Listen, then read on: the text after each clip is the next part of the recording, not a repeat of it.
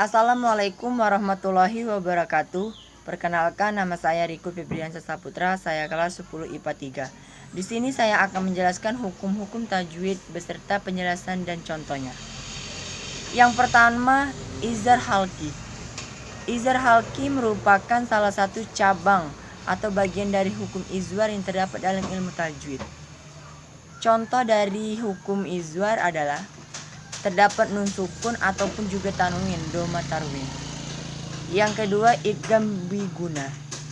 Hukum idgham biguna dan ini sering sekali disebut dengan idgham ma'al guna, yaitu suatu hukum tajwid yang berlaku ketika ada nun mati atau nun disukun atau tanwin yang bertemu dengan huruf mim, nun, waw, dan huruf ya, dan tidak dalam satu kata atau kalimat atau harus secara terpisah.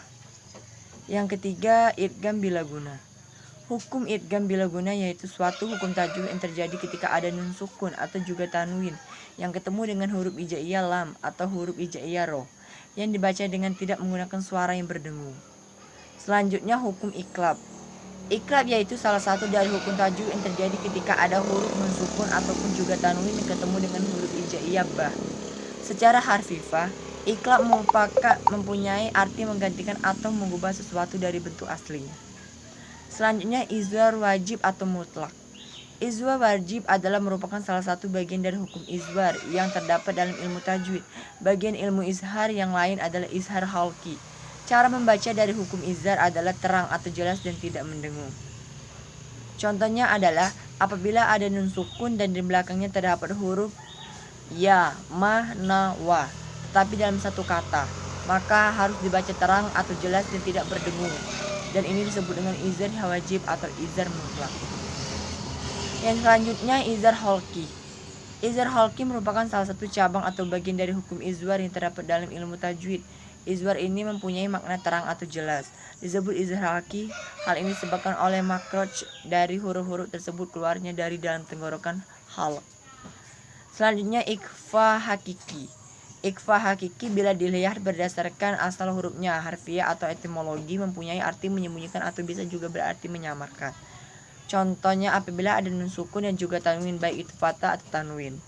Selanjutnya, izhar syafawi. Izhar syafawi yaitu bagian dari ilmu tajwid yang terjadi ketika huruf hijaiyah mim sukun ketemu dengan seluruh huruf hijaiyah selain huruf min dan huruf hijaiyah ba.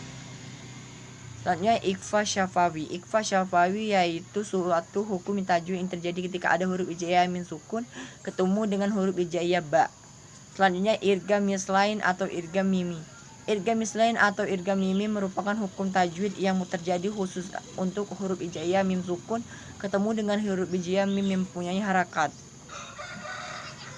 Yang terakhir adalah qalqalah.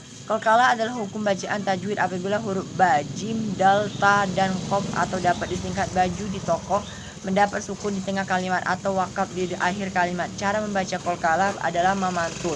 Hukum bacaan qalqalah terdiri dari dua macam yaitu qalqalah sugra dan qalqalah